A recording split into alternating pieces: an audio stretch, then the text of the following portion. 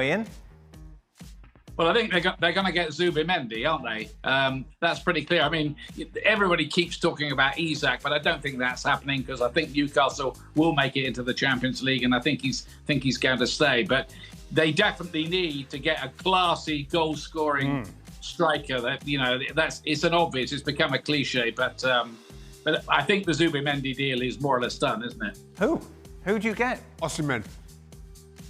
Osimhen, Shaq, yeah? Yes. Yep. Yeah. Yes. Yep. Maybe try and get Ollie Watkins. Just as long as you leave Isak alone. Yeah. Oh, I see. Yes. Yeah. Anyone but Isak. I'm not at all biased. Who would you choose between Ollie Watkins' Premier League experience, Osimhen? Of course, one of the best. I would probably go with Osimhen. Yep. Yeah. Yep. Ian, other than Kevin De Bruyne, who else do you situation and what their problem is and when you might have them back available for pre-season or beyond? Jury, and he had a surgery on Tuesday morning and on his ankle. He's been feeling that discomfort for many, many weeks. He's been navigating through the season with that issue, and it needed to be resolved, so he's going to be out for a while. And Saliba, he felt something in his hamstring in the first half, just before halftime, and again, he's going to be out for a few weeks. In terms of Urian, will he miss what's the sort of time frame on that? Will you have him for pre-season? Will he not be ready for the start of the season? We don't know yet. It will depend how the recovery goes. It will be weeks, but we don't know exactly how much. Hopefully, it will be somewhere near the pre-season if everything goes well, but we don't know yet. And Saliba, just a few weeks rest needed a few weeks, after a very long season. And Kai came back. Did he come through okay? Very good. Was he a happy man this week? You could tell how excited he was. He's been working so hard. I think he's done great with the medical stuff to get back in the shape and in the form that he's at the moment. He was desperate to contribute, and really happy to see him back. And Sunday probably marks the end for a number of the players at this club. Is there any sort of there's an understanding some are going to go, but Partey there still remains a little bit of a question mark over. Is there any movement on that yet? And in terms of the level he's played at this year, how important is it to maybe keep him? Well, there's some question marks on a few of them, so we'll have to wait and see. We still have another Premier League match to play on Sunday, and after that we have some time to sit down and finalise a few things that have to be done. In regards to Thomas, I think consistency-wise, he's been his best season. I think the way he's played, performed, his availability, he's been exceptional, and he's a really important player for us.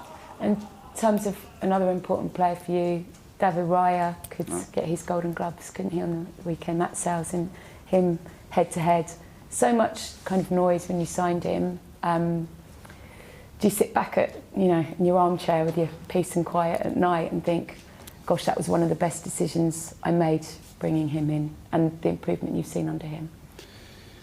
Well, we made decisions with that intention, but obviously at the time it was a very unpopular one. It was so much pressure on it not to get it done. But I think we have to feel our gut, and we have to be as well very analytical of what we think is necessary to improve the team, to take the team to a different level. And certainly everybody, I think, at the club, around the team, our supporters are very happy with the way David has been consistently performing at the highest level for us in the last few seasons. Second 3 years in a row, when you are lying on a sunbed somewhere next week, hopefully with your phone off and spending some quality time and being present with your children, when you get back, how much clarity do you have in your mind about what you need to do next season? What's that kind of list look like? And so I can imagine the moment that you just described. So probably what I would do when I'm there, I pick up the phone, I call you, and I tell you exactly how I feel. Because you don't need to do that. It's absolutely fine. Now exactly is not the best moment to do it, and I don't feel in a way to do it. I have quite a clear picture, but I need a few more things to then have a real clarity and analysis and describe the season with the right words, because I know that that's going to be very, very important. But the picture you have in your mind of what next season looks like, assuming with the trophy in your hands, that alignment, the players, where you go with this squad is very clear in your mind. What's the most important thing about getting that right next season? Alignment. With the people that are, you know... Everybody Yeah. at the end. We all feel the same way, that we feel that we are capable. It's not just a dream, or it's not just something you want to do it. It's do we have everything that is needed to do that? And even if you do, there is a lot of things that are going to play a part to win. A lot of things. Performance is going to be the squad quality. Availability is going to be referees, the schedule. Who do you play, when, in what kind of form they are, how many days do you have to recover? And then the randomness of football. That one I cannot control. I cannot control what can happen in that dressing room to somebody in his personal life that can affect his performance, or that something happens, or our competitors do something like in the history of this league. You have seen it sometimes, boom, they do that, and then it's a lot of randomness there. So things that we can control, I guarantee we'll do our very best. And just finally from me, no trophy for you this season, but obviously your rivals managed to do it last night. How much extra pressure does that maybe add on you? And a word on maybe Ange Postecoglou, because you probably know better than us the sort of roller coaster that he's been on this season, and you sort of see him at the end with his family, and I think you have to kind of take your hat off, don't you, to what he's achieved? Just congratulate them. I think they are champions, and when you get to there, you have to do a lot of things right. I think they're going through a season with, again, a lot of obstacles and difficulties, and they have at the end to manage a beautiful moment. So you have to congratulate. This is a sport, and I'm sure they've done everything in their hands to achieve it, and they are really happy. And the question that I have been asked to ask is, who's had a better season? Sorry? The question that I've been asked to ask. Arsenal legend singles out who's to blame for another trophyless season. Ars legend Ian Wright has made it clear that he has to point a finger at the club's recruitment for the disappointment of another trophyless season. The Gunners were knocked out of the Champions League semi-finals last night as Paris Saint-Germain won the tie 3-1 on aggregate. Wright is not blaming Arsenal's players or manager Mikel Arteta, but stated his view that the recruitment wasn't good enough last summer. It ended up being a quiet window for Arsenal, with Ricardo Calafiori and Mikel Merino doing well, but not necessarily ever looking like becoming starters. Meanwhile, there was then a bizarre late move for Raheem Sterling on loan, which hasn't worked out well at all. Arsenal legend demands big summer from the club.